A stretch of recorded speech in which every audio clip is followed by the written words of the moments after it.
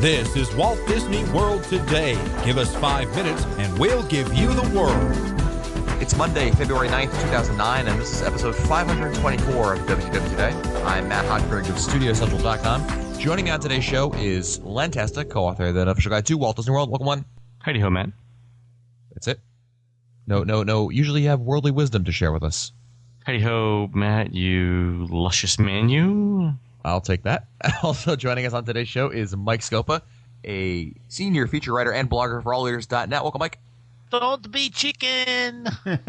Don't be chicken. Carlos, I'm not chicken. Do not tell him, Carlos. Mary Newell at Tower of Terror. Do not tell him. Oh, you know, Mr. Dinosaur over here should be the last one to critique me. I was going to say, yeah. Very good, Mike, of Pirates of the Caribbean. And also joining us is my best friend and buddy, Yeah. Mike Newell Yeah. of Mouse World Radio. Hiya, Mike. Hey, Matt. And also joining us tonight is the Manager of Customer Relations and Group Services for MEI and Mouse Fan Travel. It's Annette Owens. Welcome, Annette. Tonight. Hi, guys. So on today's show, we're going to have a review from Kevin Quigley, who's one of our listeners, and he sent in a review about Nine Dragons. That's all we know. We haven't actually heard it. I think Newell's the only one who's actually listened to it. So we're going to listen to what Kevin has to say, and then the five of us will respond to it, kind of, give our feedback based on it. So, Mike, hit the button. Hey, Matt, Mike, Len, and Annette. This is Kevin Quigley calling from Boston, a.k.a. KevBot, calling with a restaurant review for Nine Dragons. So I went to Nine Dragons with a friend during Mouse Fest, and we did ADRs, and it was fine getting in, not a problem at all. When we sat down, we ordered hot appetizers. We ordered the pot stickers, which were delicious, and I wish we had ordered more of those. The problem came when we tried to order our entrees. I had a question about the Zhajiang noodle sampler. I didn't know, due to the wording, whether the minced pork sauce and the spicy diced chicken sauce were actually had those meats in them, or if they were just flavored like that. And I tried to ask, and the waiter didn't understand me, and so I tried to ask in a different way and try to simplify it, and he still didn't understand me. So I ended up ordering the honey sesame chicken, which was good, but I was trying to get something a little bit more exotic, and that didn't happen. The honey sesame chicken was, like I said, was just fine, but it's nothing I can't get up in Boston no matter where I go. The water was not attended to, unfortunately, so we had to wait around for the water, and then we had to wait around for the check. So we were there a little bit longer than I had wanted to be. But the food was good, and when the waiter was there, he was very nice and attentive to us. But it wasn't really fast service, and the language barrier kind of got in the way. So I would give Nine Dragons, at least my experience, about a B-, and that is my Nine Dragons review. And let me also, while I'm here, also do a Tusker House review. I was also there at Mouse Fest for the Tusker House, and I went there on the last day. We had not reserved, unfortunately, because I didn't know we'd be eating there. So we showed up with under a time crunch, and the greeter really, really helped us out. He said, "Come back in an hour, and we'll do some finagling and get you in," and he totally did. We showed up an hour later. We were bumped to the front of the line. It was awesome. We sat down, and the service wasn't super fast, but I was really hungry, so that might just be me. But then when we went up to the buffet, everything was fresh, everything was hot, and delicious. Nothing stayed out. There were no bugs gathering on anything. It was just delicious. We went up 3 or 4 times. It was totally worth the price for lunch, which was, I think, $20. And it was perfect.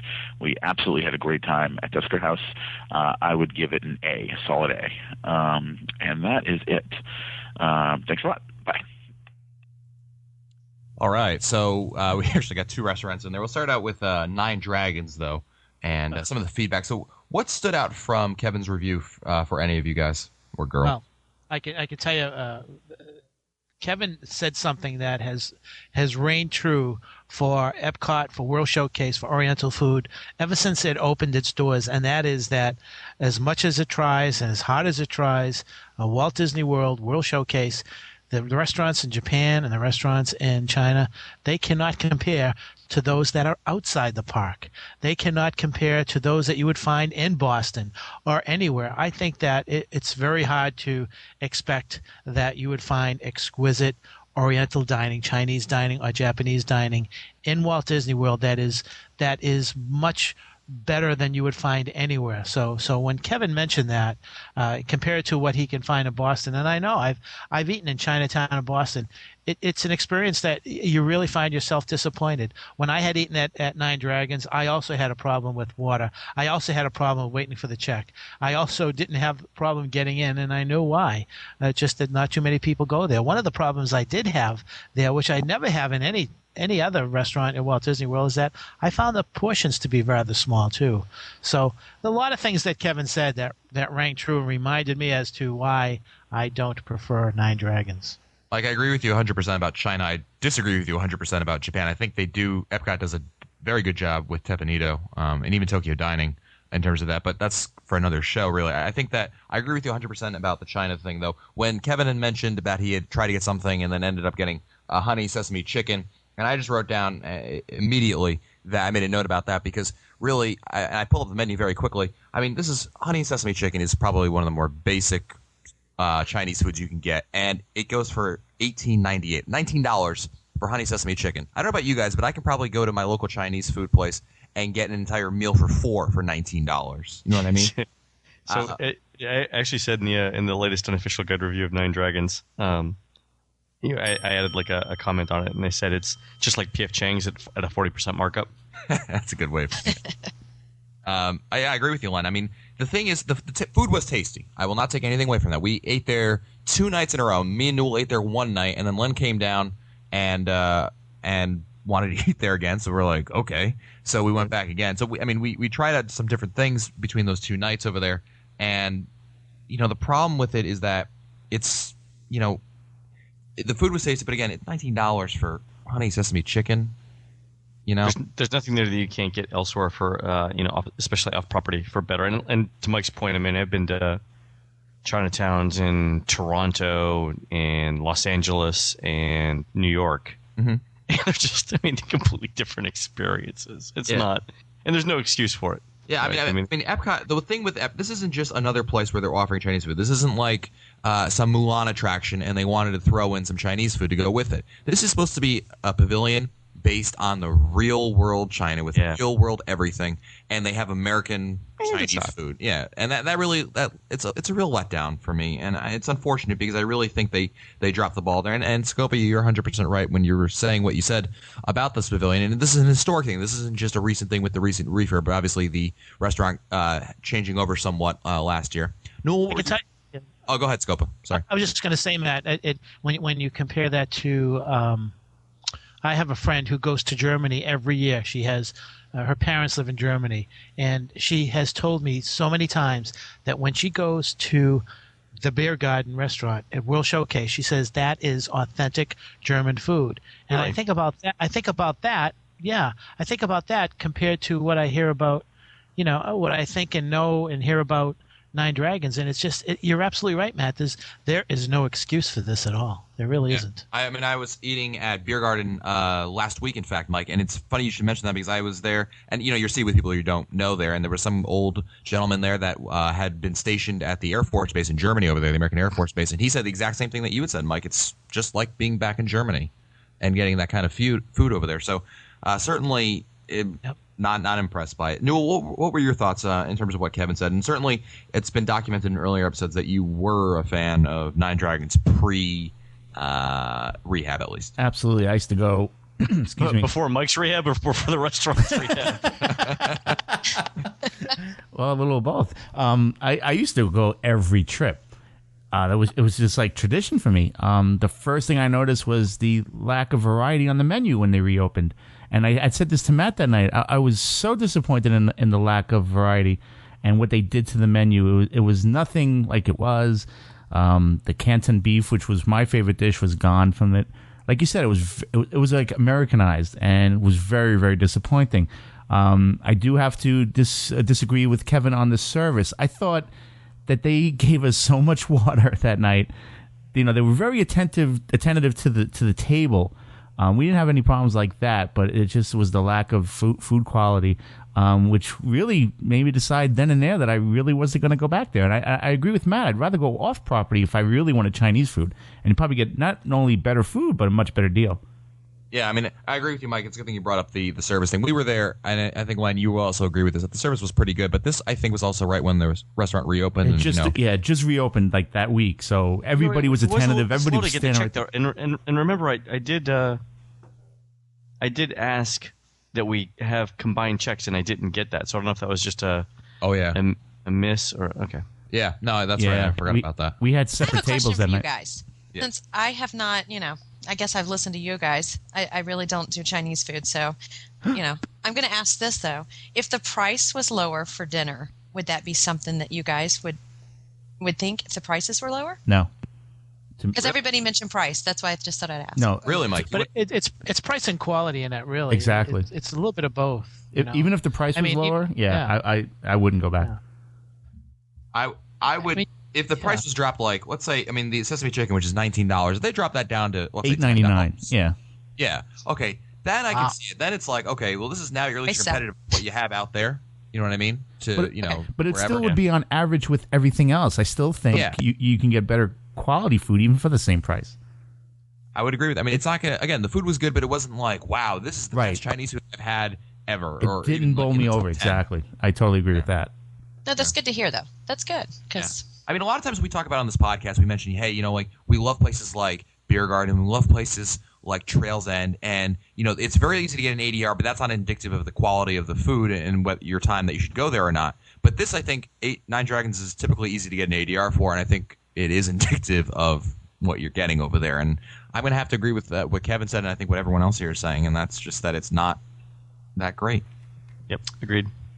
Let's move on to, Kevin mentioned very quickly, Tusker House. And Tusker House, this is, Kevin had a very positive review, much more positive than Nine Dragons, and I'm going to agree totally with Kevin on this one. This is one of my top favorite restaurants in Walt Disney World right now.